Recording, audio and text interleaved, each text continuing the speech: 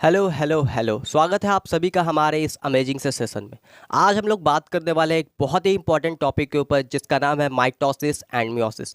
Mitosis और meiosis में बहुत ज़्यादा बच्चों को कन्फ्यूज़न रहता है, या कह लो कि बहुत सारे बच्चे ऐसे हैं जो कि तैयारी किए जा रहे हैं और उनको कुछ समझ ही नहीं आ रहा है कि हो क्या रहा है उनके साथ, क्योंकि माइटोसिस और मियोसिस क्लियर होना बहुत ज़रूरी है। आइए आज हम लोग 5 मिनट के अंदर में माइटोसिस और मियोसिस को क्लियर करते हैं। माइटोसिस और मियोसिस अगले 5 मिनट में आपके ब्रेन के लाइब्रेरी में हम सेट कर देंगे। अगर आपको इतना भी पता है कि हमारे बॉडी में कुछ सेल जैसा चीज़ होता है, तो हमारा जो बॉडी है वो मिलियंस ऑफ सेल्स से मिलकर बना होता है। यानी हमारा जो बॉडी है, हमारा जो शरीर है, उसमें लाखों सेल्स होते हैं। कितने सेल्स होते हैं, बोलो मेरे साथ साथ, लाखों सेल्स होते हैं। वो सेल्स क्या करते हैं बाबू, डिवीजन करते हैं। वो सेल्स क्या करते हैं, डिवीजन करते हैं। तो सबसे पहला पॉइंट हम ये लिखेंगे कि हमारे बॉडी में क्या होते हैं, लाखों सेल्स होते हैं, और ये जो सेल्स हैं, ये सेल्स क्या करते हैं, ये सेल्स डिवीजन शो करते हैं। ये सेल्स क्या शो करते हैं, डिवीजन शो करते हैं। मतलब ये सेल्स जो है वो डिवाइड्स होते हैं। ये जो डिवीजन करते हैं, ये दो तरह से डिवीजन करते हैं। एक इनका डिवीजन करने का तरीका है जिसका नाम है माइटोसिस, और एक इनका जो डिवीजन करने का तरीका है उसका नाम है मियोसिस। उसका क्या नाम है सर, उसका नाम है मियोसिस। ये माइटोसिस और मियोसिस दो तरह के आपके अलग अलग डिवीजन होते हैं। माइटोसिस जो है वो तुम्हारा बाबू हैप्लॉइड सेल्स में भी होता है और डिप्लॉइड सेल्स में भी होता है। माइटोसिस जो है वो तुम्हारे डिप्लॉइड सेल्स में भी होते हैं और साथ ही साथ हैप्लॉइड सेल्स में भी होता है।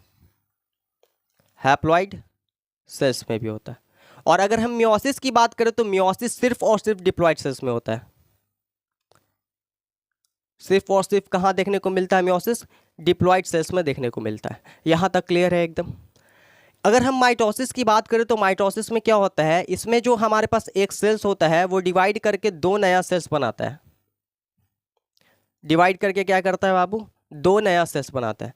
जितना क्रोमोसोम नंबर ये पेरेंट सेल में होगा उतना ही क्रोमोसोम नंबर ये डॉटर सेल्स में भी होता है। मान लो अगर हम एक ह्यूमन सेल लेते हैं तो ह्यूमन सेल में क्रोमोसोम का नंबर 46 होता है। ह्यूमन सेल में क्रोमोसोम का नंबर कितना होता है, 46 होता है। कितना होता है, 46 होता है। तो ह्यूमन सेल में क्रोमोसोम का नंबर 46 होता है। तो ये ह्यूमन सेल जो है ये एक पेरेंट सेल है, और पेरेंट सेल में अगर क्रोमोसोम का नंबर 46 है तो जो डॉटर सेल्स बनेंगे, यानी कि दो नए सेल्स बन रहे हैं, उन्हें हम लोग डॉटर सेल कह रहे हैं। तो ये जो दो नए सेल बन रहे हैं डॉटर सेल, इसमें भी क्रोमोसोम का नंबर क्या होगा, 46 होगा। डैट्स वाई इस वजह से हम माइटोसिस को क्या कहते हैं, इस वजह से हम लोग माइटोसिस को इक्वेशनल डिवीजन कहते हैं। इस वजह से हम लोग क्या करते हैं, माइटोसिस को इक्वेशनल डिवीजन कहते हैं। इक्वेशनल डिवीजन कहते हैं। इसमें क्या होता है, इसमें एक सेल्स जो है वो डिवाइड करके दो नए सेल्स बनाते हैं। क्लियर है। डिप्लॉइड में भी होता है, हैप्लॉइड में भी होता है, और माइटोसिस को हम लोग इक्वेशनल डिवीजन कहते हैं, क्योंकि क्रोमोसोम का नंबर जो है इसमें मेंटेन रहता है। जितना पैरेंटल सेल में होगा उतना ही डॉटर सेल में होगा। अब अगर बात करें मियोसिस की, तो मियोसिस जो है उसमें क्या होता है, जो हमारे पास एक सेल होते हैं वो डिवाइड करके पहले तो दो सेल्स बनाते हैं, फिर ये जो दो सेल्स है वो आगे जाकर दो और सेल्स बनाते हैं नए। तो टोटल जो है इस तरह से हमारे पास 4 सेल्स बन जाते हैं। तो मियोसिस में जो है एक सेल कितना सेल बनाता है, तुम्हारा 4 सेल टोटल बना लेता है। मियोसिस में एक सेल टोटल कितना सेल बना लेता है, 4 सेल बना लेता है। और माइटोसिस में एक सेल टोटल कितना सेल बना लेता है, 2 सेल बना लेता है। यहाँ पे अगर क्रोमोसोम का नंबर 46 है तो ये जो हमारे पास सेल्स बने, इन सब में क्रोमोसोम का नंबर 23 होता है।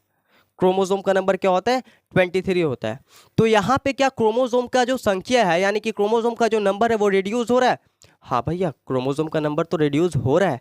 इस वजह से मेरे भाई क्रोमोसोम का नंबर रिड्यूस हो रहा है। इस वजह से मेरे भाई मियोसिस को हम लोग रिडक्शनल डिवीजन कहते हैं। क्या कहते हैं, मियोसिस को हम लोग रिडक्शनल डिवीजन कहते हैं। बोलो मेरे साथ साथ, मियोसिस को हम लोग क्या कहते हैं, रिडक्शनल डिवीजन कहते हैं। क्या यहाँ तक एकदम सेट है सभी बच्चों को, सभी मेरे भाई और बहनों को? क्या यहाँ तक एकदम सेट है, एकदम सेट है? अगर सेशन अच्छा लगा हो तो सेशन को लाइक करना है, दोस्तों में शेयर करना है। अब तुमको क्या करना है, इस तरह से अपने कॉपी में चार्ट बनाना है, और जहाँ पे तुम पढ़ते हो उसको वहाँ पे चिपका देना है। बार बार तुम इसको देखोगे, तुम इसको भूलोगे नहीं, क्योंकि ये जो पेज है, इस पेज पे सारा कुछ लिख दिया गया है बेसिक।